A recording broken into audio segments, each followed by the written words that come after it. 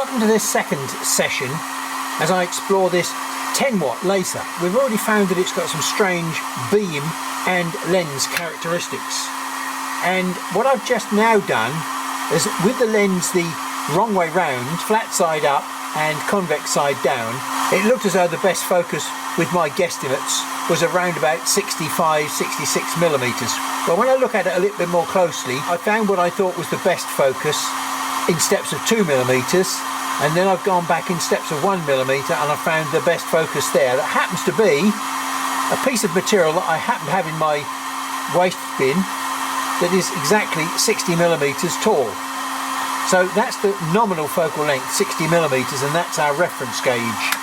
What I'm now going to do is to try and analyze what's going on with the beam itself, the shape of the beam.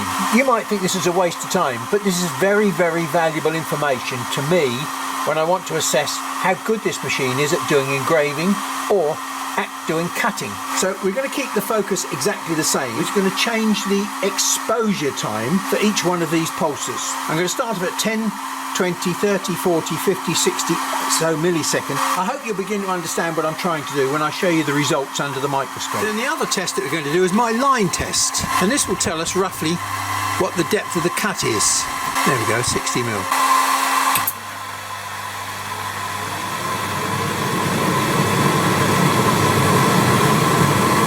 You may be interested in how this exposure time data at a fixed focus tallies and means something when I use again a fixed focus here at the same power, but I'm burning into wood to check the depth of the burn. Now let me just draw you a very quick simple diagram.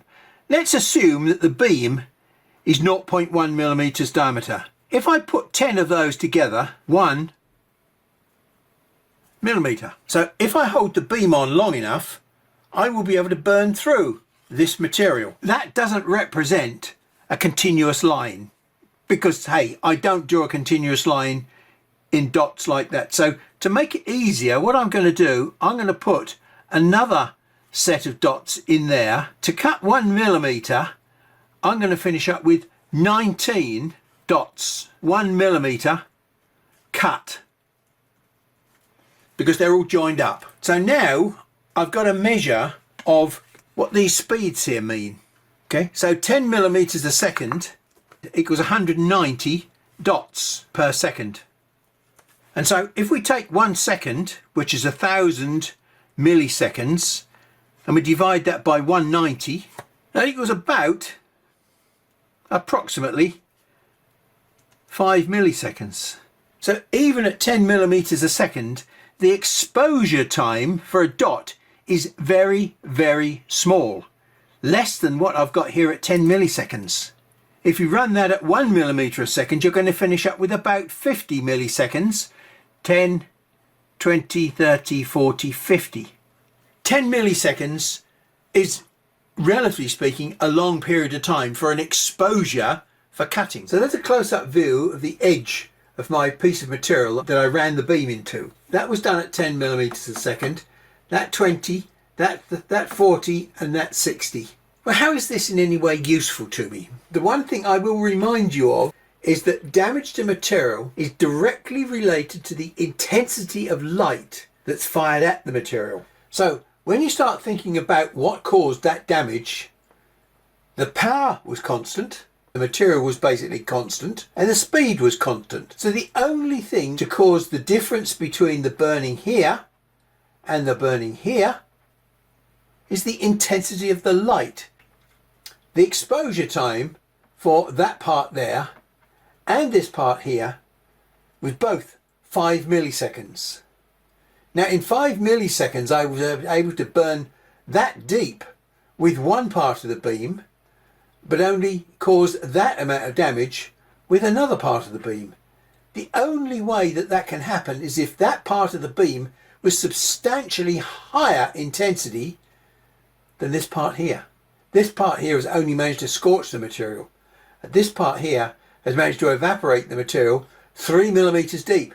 I can't say whether the intensity profile within that beam is actually Gaussian like this or not, but it's certainly something like this shape, because only a very high intensity at the center of the beam and a lower intensity at the edge of the beam can cause the damage that you see.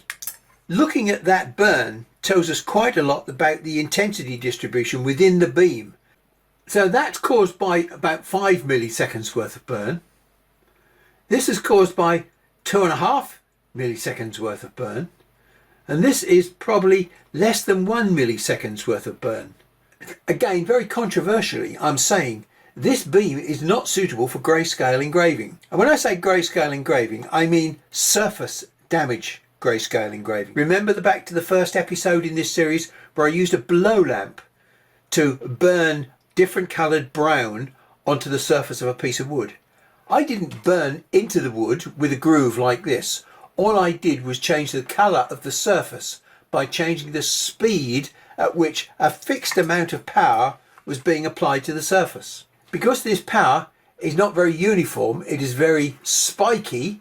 Even here at 200 millimeters a second and 100 millimeters a second, we're still putting a V cut in here because there is so much high intensity at the center of the beam. These are little details that you probably never even thought about when you look at your laser beam. You only fiddle with the parameters and look at the result, but never actually work out why and how you get those results. My approach to laser engraving is completely the opposite. I don't look at the result, I look at the elements and then work out what might be possible. This looks as though it would be very suitable for 3D engraving because we can remove quite a lot of material in one go. If we do it slowly and get a lot of depth, then we're also going to get a lot of burning. If we do it faster, we're not going to get as much burning. We're going to get all evaporation. So that's something we should play with in a future session, 3D engraving again, to see how much better 10 watts is than 5 watts. Is there any colour change in these lines? There's a thickness difference, but not a colour change. Colour is not something that's caused by changing the speed or the power. Power produces a different depth. Speed can produce a different depth, but both produce the same colour. So you can't do grayscale engraving by changing the power. Changing the power is only going to change the depth of cut. We will always have a sharp point on this beam, so we can never do grayscale surface engraving.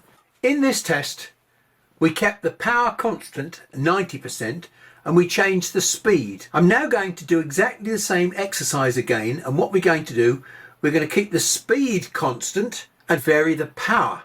Although the power was going up here, it doesn't look as though the cut is deep enough, but I think that's because I haven't cleaned out the ends of these cuts after I sanded them properly. But the main thing is, as you can see here, 90, 80, 70, 60, 50, 40, 30, 20, 10% didn't come out. You can see the distinct change of line width with power. There isn't any significant difference in the colour, as you can see there. What does this prove? Well, this is quite an amazing observation because, as I've said to you many times before, you can't do grayscale engraving with this diode laser because it has got a sharp beam and you can only cut with a sharp beam. The one observation that is, as I pointed out to you, obvious is the change of line thickness with power. Now, grayscale works on a power system. I'm going to show you something which is quite amazing that was done back in the 1600s that will maybe begin to give you an idea of where I'm going with grayscale engraving using cut depth, not colour. Now, this is a very famous religious engraving done in the 1600s by a guy called Claude Mellan. This looks very much like a grayscale image. If we zoom in on it, you'll see something rather interesting. It's all engraved from the centre. It's a masterpiece of actual manual engraving. But what I think you'll notice is the different thicknesses of the lines. You can see how line thickness is actually giving you the impression of grayscale. And we can change the line thickness with grayscale using power. And different depths gives us different line widths. So we can change the line width per pixel. So we should be able to do a pretty good grayscale copy of something by changing the depth of cut, not changing the colour of the cut, But the key here will be to get the line spacing correctly so that the dark colours just touch, i.e. the thickest lines just touch. So we've now got to work backwards on our line thickness to work out what the line spacing should be on our engraving. So there we are, look, we've got 0.1, 0.2 might just work for us. So we're going to use the picture of our young lady again so that we've got a reference, we know what we're playing with, and I'm going to set this up so that the speed is 40 because I'm going to use poplar plywood again, 40, and maximum power 90, minimum power I think we said we could get away with as little as 30. Now the problem is at the moment we don't want this picture output at 254 ppi. 254 ppi is a line spacing of 0.1. Well, we know that we want a line spacing of 0.2, so we could either leave it as it is at 254, and what will happen is every scan line will run over the same pixel twice, once there and once back. So it won't actually cause us a problem. But I would much prefer to do 1 pixel for 1 signal. So what we should do is we will change that to 127 resolution, which is a line spacing of 0.2. We're not going to be worrying about pixels, so we don't want any pixel adjustment. And I'm not going to be worried about frequency. We'll use the standard frequency that you may be or may not be using. Let's call it 10K, 10,000. So at the moment it's Jarvis. We want it to run as grayscale so that we get a signal proportional to the grayscale in here. I think this is a grayscale image and it hasn't been dithered. No, it hasn't. Look, it's a perfect grayscale image. I've got my piece of plywood here, but as you can see, I've got a little bit of a problem. It's not exactly flat, but very fortunately, when I designed this table, I made allowance for the fact that I could put some screws around the edge like this. And there we go. That's sufficiently flat to do the job. There we go, spot on. We'll just turn the laser on and we'll just have a quick pulse. There we go, that's not far out, that'll do.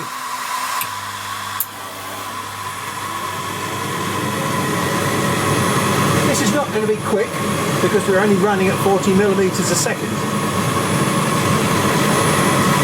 Now I'm not going to try and lie to you. I tried this on poplar plywood and it didn't come out very well at all. Because if you look here you'll see the grain in the wood has taken over the picture. It really is quite abysmal. So I had to try a different material. And here we are on a piece of MDF, which is obviously a lot more uniform in its texture.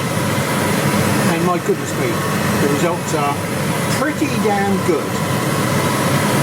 Now there's not quite the definition in there that we get with dithering, but hey, once you draw away from it, that's pretty amazing. Now that's what I would class as surface grayscale engraving. Now what do I mean by that? Well, when I run my hand across there is absolutely no 3D-ness to that at all. None.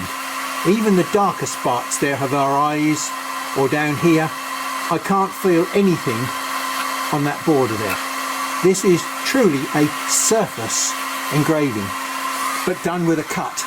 That's what I mean about understanding the elements of how your machine works. So, that's one success in the bag. But it does show you you've got to choose the right material for the application. We may well be able to do this on glass if we can finish up engraving glass, or on slate, or maybe on anodised aluminium. I don't know whether I've got any more anodised aluminium, but I'll have to look around. Grey card, that may be a possibility because now we've found that with a little bit more power we can actually damage cellulose-based materials.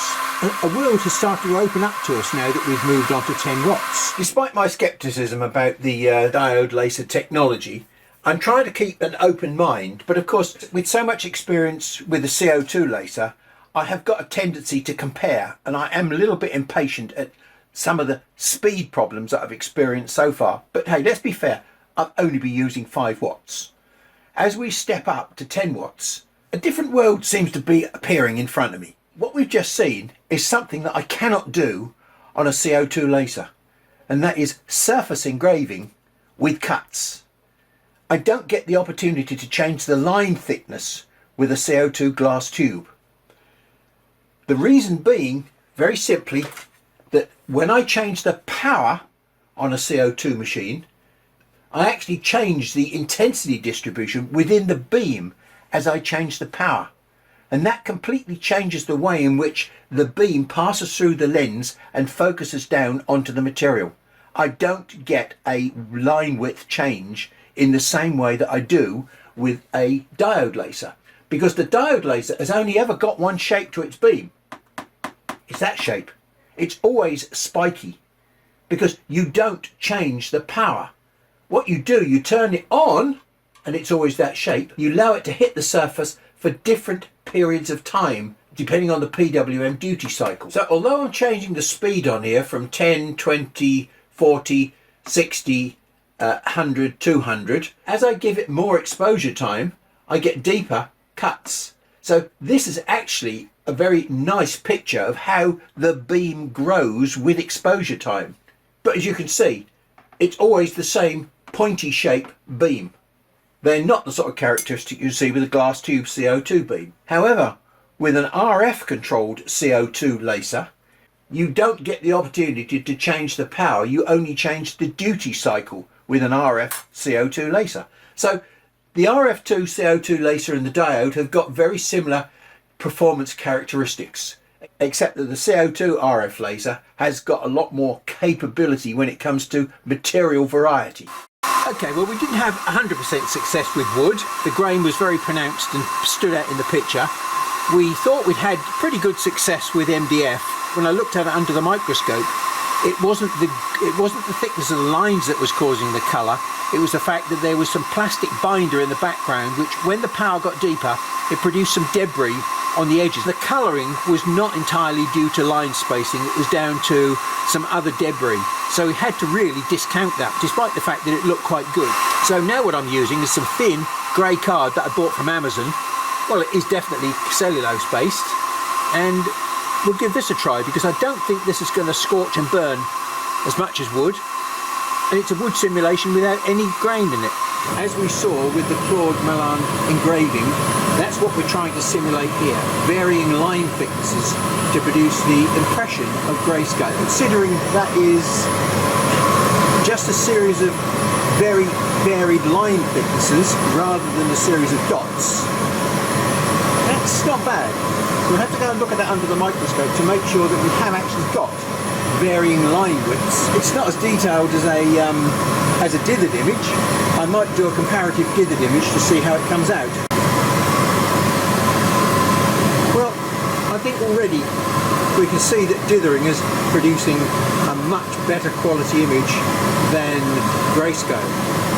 So we'll let that finish cooking and then we'll compare the two, because they're both done at the same settings, one with dots and the other with varying width lines. This was one of the line images that I did using the Claude Mellan method of variable width line engraving. So that was done at 200 millimeters a second, 50% maximum power and 20% minimum power. Those were about the best parameters I could find to work on this card. Now this one here, as a comparison, was done at the same resolution, 169 dpi or ppi, but done with dithering, Jarvis. And this one was done exactly the same with Jarvis, but I changed the resolution to 254 ppi or dpi. Dithering is undoubtedly the best method, but hey, this linear method didn't do a seriously bad job. You've still got quite a lot of detail in the hair here, not anywhere near as much detail as you've got here. You know, the highlights on her lips are virtually, well, they are there, but here you can see them very clearly along with all the lovely wrinkles on her lips. Look at the subtleness of the shading on here. There's none of it on here at 169 dpi, and it's pretty crude here at 169 dpi, but linear grayscale engraving. You can't do this sort of engraving very successfully on a glass tube machine. It's even fuzzier than this. This is about the same quality that you get on an RF CO2 tube. So there's not much difference between the RF and the diode laser because they both employ the same principle of different line widths varying with power. This in particular is very surprising to me. The quality is very good, and we're doing that at 200 millimeters a second. But on the CO2 laser, I could get this up to about 600 millimeters a second. And I could try this at 600 millimeters a second with a bit more power. And I wouldn't be surprised to find that I could do exactly what I can do on a CO2 laser, which is actually quite staggering to me. I thought that slate might be very successful because this is basically a binary material. You can only do one thing with it. You either make it grey or not grey. But the grey that you produce is really glass. We're starting to look at this materials under the microscope with the slate. I thought the slate would be a nice binary material to choose because it's either doing something or it's not doing something. It's either grey or it's not grey. When I put high power onto it, what I'm doing, I'm creating lines along here, but what I'm really doing is converting this slate, which is basically sand, grey sand, into glass. And so you can see these little bubbles along here that I'm producing on all of these lines. Well, we go and have a look at those in a minute at a much higher magnification, just to assure you that I have converted this to glass. But the glass in turn is a grey glass, and that's why we've got this whiteness here. And then all of a sudden the power drops off to such an extent that I haven't got enough power to heat the material up to make it glass. So here we've got some low power pixels, some high power pixels, etc. And then all of a sudden we drop off into this area here where we've got no power at all. We've got, you can see we're doing some damage just about, but we're not really creating any whiteness because the power has dropped so low that we're not creating glass anymore, white glass. This is not really a test of whether or not the line thickness is the thing that gives us the effect that we want. We've got a line thickness which is roughly the same width as the gap, but when we get down to here we see that the gap is bigger than the line thickness. This is not necessarily the best material to choose. It produced an effect which was a sort of grayscale effect, but was not for the real reason that we saw with the Claude Milan drawing. It's not completely variable width lines that we're seeing here. Now when it came to using the grey card, there was another problem, and that was the fact that if we take a look at the texture of the card, you'll see there's certain fibres on there, and I don't know what the material is that was used. This could well not be a wood pulp. This could well be a mixture of wood pulp and cotton fibres, and the cotton is not burning by the same amount, and all of a sudden you can see there the fibres are not taking the burn. We've got a further problem when we're using this grey card using this variable power line, because when we get the power low, it's sufficiently low that it doesn't mark the fibre, and you can see, look, we've got all sorts of coloured fibres in there as well. So this is obviously recycled material. But when we get to a different section, a light section, you'll see that the ratio of burn line to space between has changed. This is a thin line in relation to that space there. So this is working out as a much lighter colour than the section that we just looked at. The space between the black lines is now much less than the line thickness itself. Not what I would call a saleable result, but it does demonstrate the principle that a pointed beam, we're varying the amount of intrusion into the surface that that point makes. The deeper it goes into the surface, the wider the line it will produce. And that's what a dithered image does. We've got the lines nicely lined up against each other, and then all of a sudden you'll find that we've got single dots.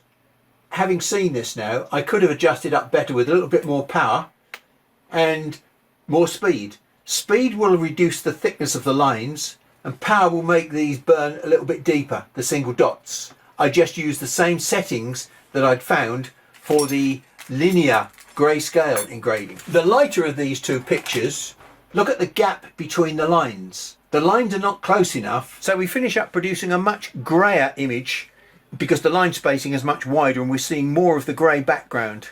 Now when two laser beams intersect, as they do with these two diode lasers, you produce a situation which is different to a single beam passing through a lens to create a focal point.